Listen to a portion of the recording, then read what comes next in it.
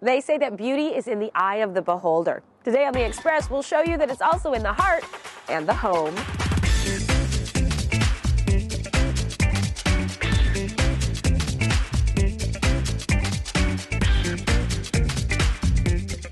On today's show, you have to tell me what this is. Escapes.ca Destinations. Find out what drink Costa Rica is famous for. A much cleaner and sustainable method of growing. Good for you, good for the earth. Learn how a small deli expanded to become a North American staple. We are on our way to the Muse Winery in North Saanich. Road trip. The whys and where to get inspired by the grapes of Vancouver Island. Perfect day to pick grapes. Plus, how to get intimate with Vancouver's Eastside art scene. We have that and more local expression. Welcome to The Express, only on Shaw TV. I'm Johanna Ward at the Dop Gallery in New Westminster. This place truly is one of a kind. Over 100 artists showcased in a home and garden setting.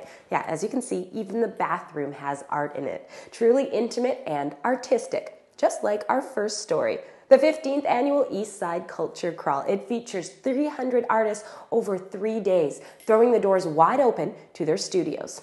No word about the loose, though. Jeffrey Boone is dealing with the final organizational details for this year's 15th annual Eastside Culture Crawl. And just want to follow up and see how that's going, if you've managed to get them up on the west side. It's a 3-day free event that's basically an open studio where people can come visit anyone within this area between Main Street and Victoria Drive, north of First Avenue, to see what people do, ask questions about the process, their inspiration, their materials. It's a chance to talk to artists in the place where they make the work in this part of town. This part of town being East Vancouver, where Eve Leader has a studio and has been participating in the Culture Crawl for about 10 years. And I really enjoy the interaction with the public because, you know, as an artist you work in this isolated way, and if you send your work off to the galleries you never see who buys it or so this is great to actually talk to people and see if your work resonates with them in any way. Tanis Hopkins is a painter who is inspired by her love of food and travel and will be participating in the Culture Crawl for the first time this year.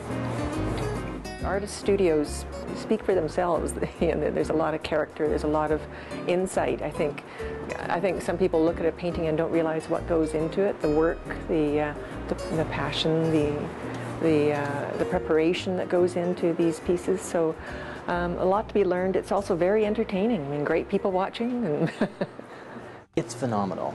On average, last year there were 1,600 people who went into each studio. That is enormous. There's no way any artist could get that many people through their studio on their own in one weekend. It's an amazing opportunity to bring this amount of creativity and this amount of work to that number of people in one weekend. It's not possible to do in any other format. It does take a year of planning, and it's really exciting to see this many people show up and see things and buy things and support things that they would never do otherwise. In Vancouver, I'm Kendall Harris for The Express. The website is eastsideculturecrawl.com. It runs from Friday the 18th through to November the 20th on Sunday. A reminder that there are so many great places in our neighborhoods and backyards to explore, like this artsy spot, the Dop Gallery in New Westminster. But you know what? There's lots to explore worlds away as well. In Costa Rica, you can cruise a cloud forest, you can hike an active volcano, you can also hang out on a gorgeous beach. And as we find out on today's Escapes.ca Destinations, they also know how to make one wicked cup of joe. Escapes.ca Destinations is sponsored in part by Transat Holidays. Want to go on an adventure? Let me take you there. I'll give you an insider's look on where to eat, play, and stay from the expats and the experts. All this without ever leaving our own backyard. Your best tour guide is within reach. I'm Mansour, and this is Escapes.ca Destinations. Today we're exploring the tropical, lush country of Costa Rica. If you're ever thinking of one day visiting before jetting off, I'm on a mission to give you a taste of the country, literally.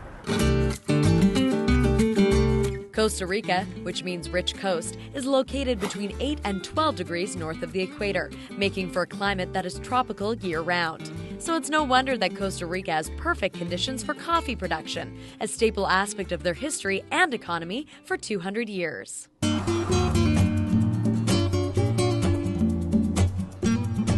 To learn more about Costa Rica's famous coffee, I ventured to 49th Parallel Coffee Roasters to get a lesson from their coffee educator and 2009 Canadian Barista Champion, Kyle Straw.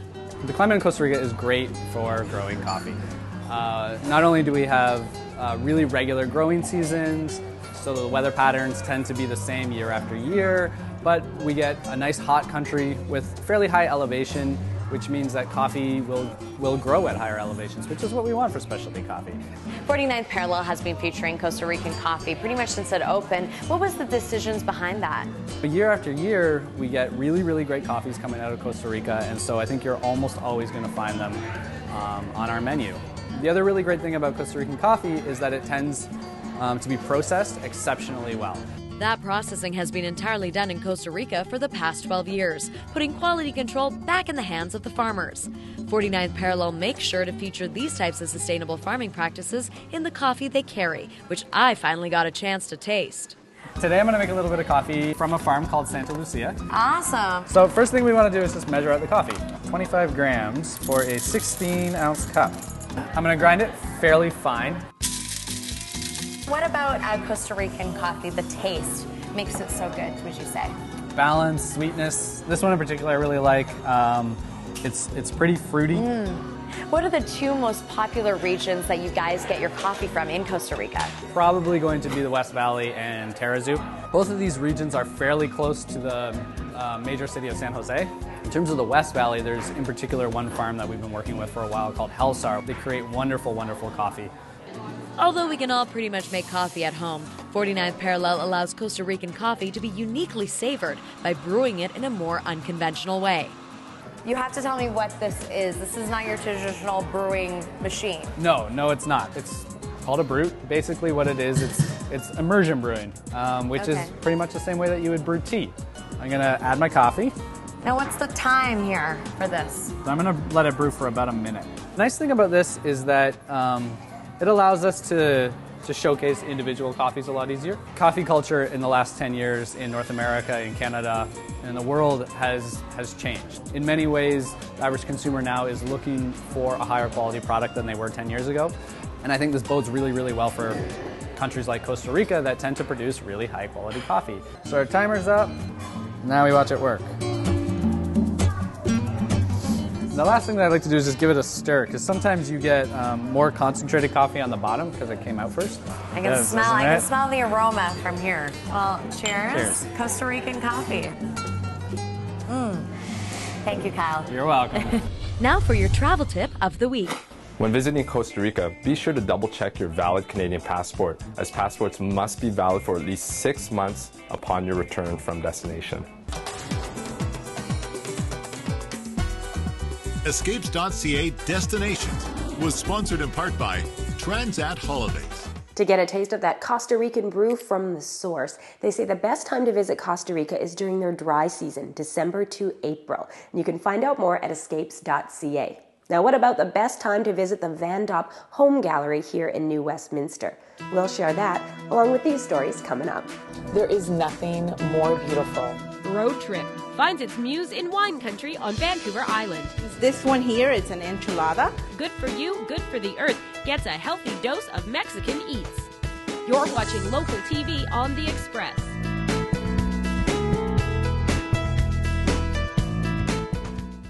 Community programming on Shaw has been generously sponsored in part by...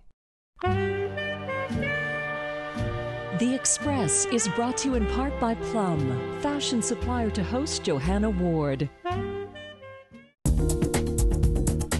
Welcome back to The Express at the Dop Gallery in New Westminster. One of the goals of this gallery is to help increase art appreciation, to show us how art can be an integral part of everyday life, even here in the kitchen.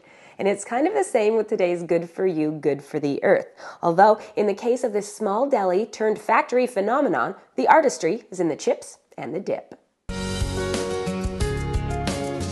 FarmFolkCityFolk.ca, Good for You, Good for our Earth, is brought to you by Farm Folk City Folk. Hi, Hi, I'm Lori, and I'm here to share with you my passion for nutritious food and sustainable living. We'll see if these foods meet my dietitian's stamp of approval, and why these foods are not only good for you, but also good for our earth.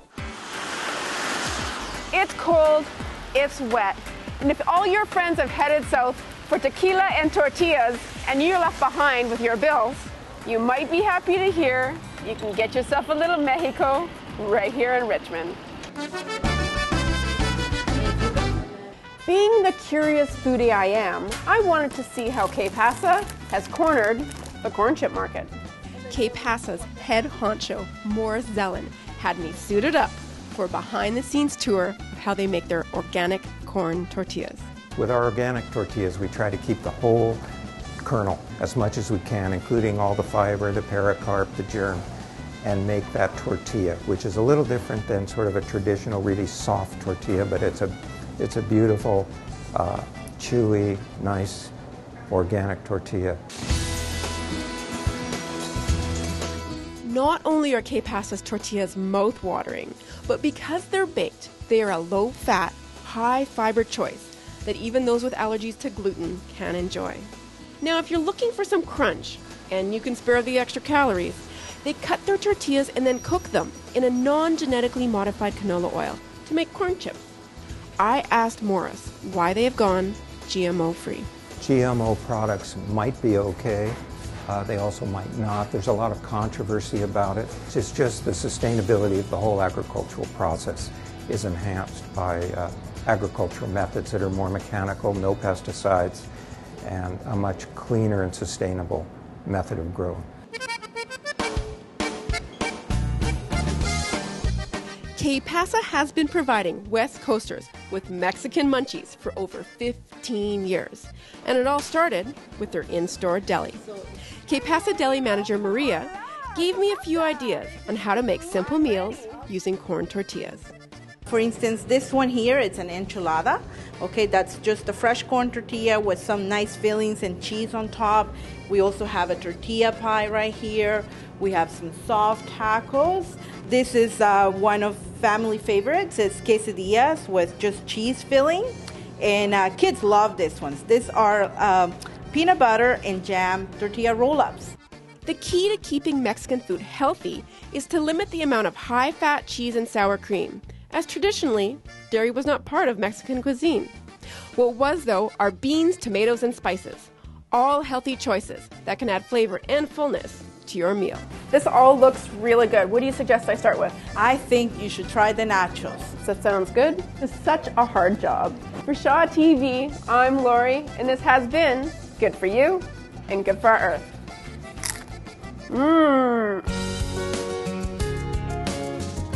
FarmFolkCityFolk.ca, good for you, good for our earth, has been brought to you by Farm Folk City Folk. The chips and corn tortillas follow a strict allergen management program. They do not contain gluten, wheat, soy, or nuts, so they're tasty and easy to share.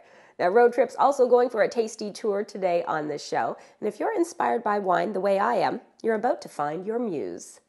Travel along with us as we explore the many marvelous attractions and activities of beautiful British Columbia on the Quality Assured Collision Road Trip. There is nothing more beautiful than driving down a country road on the Saanich Peninsula in the fall. The beautiful colors, the cool, crisp air, and just knowing that we are on our way to the Muse Winery in North Saanich to experience something I have always wanted to do. I'm so excited. Perfect day to pick grapes.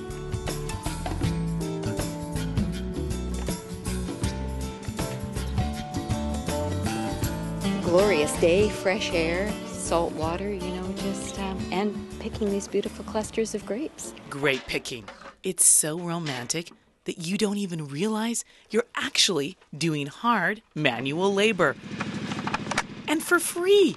And this tradition of neighbors helping out at harvest has been going on in Europe for centuries.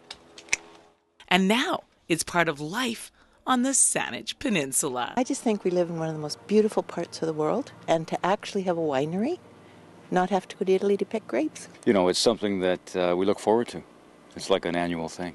And this year, more than ever, the Muse is counting on their volunteers to help them bring in the biggest harvest they've ever had. We've had a very lucky year. As you can see by these bunches, they're wonderfully large, wonderfully ready to go. And with such a big crop this year, the volunteers have to work harder than ever. But they're not complaining. Traveling a lot, you just realize this is one of the best places to live, and people care about each other and help each other. So this is fun. This isn't work at all. And part of the tradition of helping out at harvest is partaking in a festive meal. There's always a good feast and wine to go with it before, during, and after. And they always get special bonuses, but it just means a lot to us that they come out year after year and do it. There's always a few new ones, and there's always a few that leave us, and a few we gain a few more. But it's just dynamic. Whether you come here to volunteer for the harvest or to enjoy the fruit of their labors, the Muse in North Saanich is a very magical place. From North Saanich, I'm Karen Elgersma for Shaw TV. Entertaining and informative, the Quality Assured Collision Road Trip. Weekends on Shaw TV. Always something new and exciting. The website is musewinery.ca. December 10th and 11th is their Christmas-inspired exhibition featuring 7 BC artists in attendance and, of course, their award-winning wines. 'Tis the season, isn't it? The social calendar is starting to fill up, and we've got your express spotlight on winter events. Blanket BC Society is holding their 3rd annual Drive on the Line campaign. It's a 2-day-long blanket drive set along the Canada Line that runs from Waterfront Station to Richmond and YVR. Your chance to donate a blanket on your commute. As the dark yin of winter gives way to the light yang of spring, artist-made candlelit lanterns light the night at the Winter Solstice Lantern Festival in the Dr. Sun Yat-sen Classical Chinese Garden. Langley City's 8th annual Magic of Christmas Parade happens Saturday, December 3rd at 6 p.m. This wonderful family event will form at 203rd Street and travel along the one-way section of Fraser Highway. Also here at the Dop Home Gallery in New Westminster, this Saturday, November the 19th, it's the Spirit of the Season Art of Gift Giving Open House. You can shop the over 100 artists featured in the gallery, you can socialize, and you can also check out the new exhibit featuring a Burnaby jewelry designer. That one runs to December 24th. You're watching The Express, only on Shaw TV. Thanks for watching.